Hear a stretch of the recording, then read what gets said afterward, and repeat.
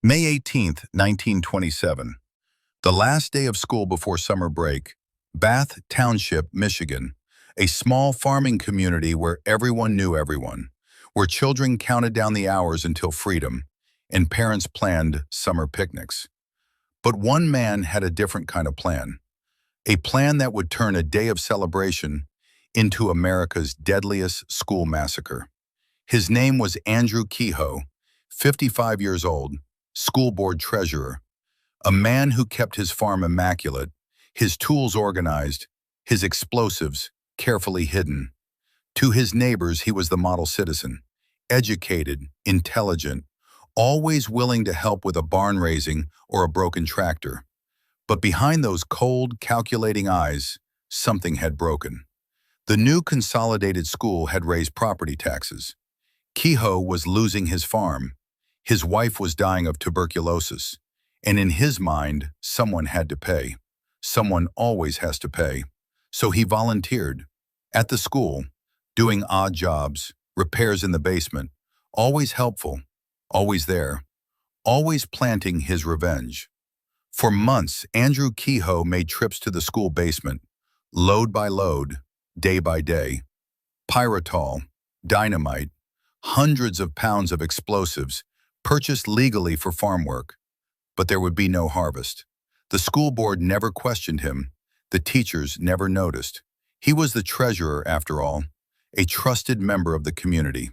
He chose his date carefully, May 18th, 1927, the last day before summer break, when the school would be fullest, when the children would be most excited about freedom, when they would never see it coming. The morning of May 18th began like any other.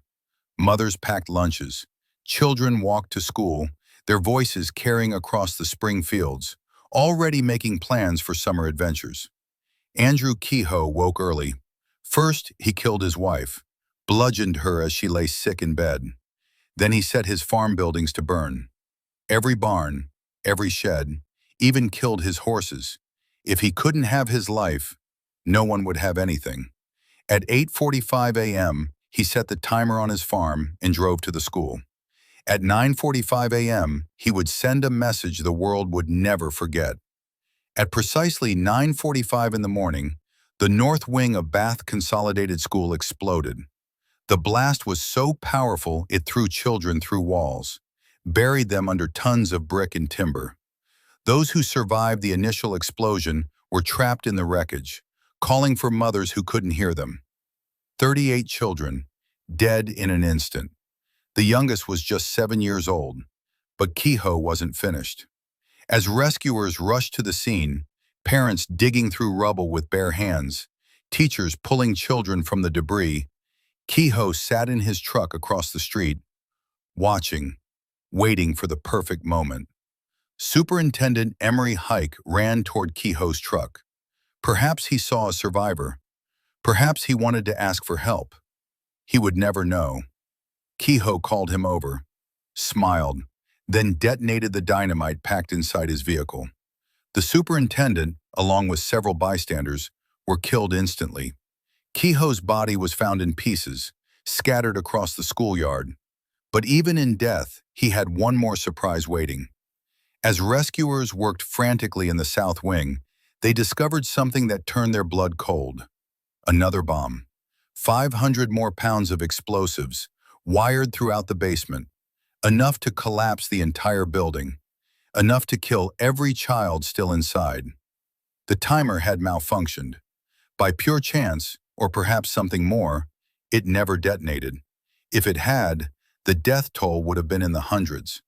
When investigators searched Kehoe's burned farm, they found a wooden sign, charred but readable. 4 words he'd stenciled before his final act. Criminals are made, not born. His manifesto, his justification, his twisted logic for murdering children over property taxes. 44 people died that day, 38 of them children. 58 more were injured, many maimed for life. It remains the deadliest school massacre in American history. Bath Township buried its children together. The community would never fully recover. Some families moved away, unable to live where their children had died. Others stayed, refusing to let terror win. Today, a memorial stands where the school once did. A small park with a plaque listing names. Names of children who wanted nothing more than summer vacation. Names of teachers who died shielding their students. Names of a community that learned the hardest lesson of all, that evil doesn't always announce itself with horns and pitchforks. Sometimes it wears a smile. Sometimes it volunteers at school. Sometimes it's your neighbor. The Bath School Disaster. May 18, 1927. The last day of school that never ended. A moment that exploded into history. You've just heard another strange chapter from history. Now tell me, what's your opinion? Do you think the story hides more than we know? Share your thoughts in the comments and tell us a story you want to hear next. Don't forget to like, subscribe, and join me in the next mystery.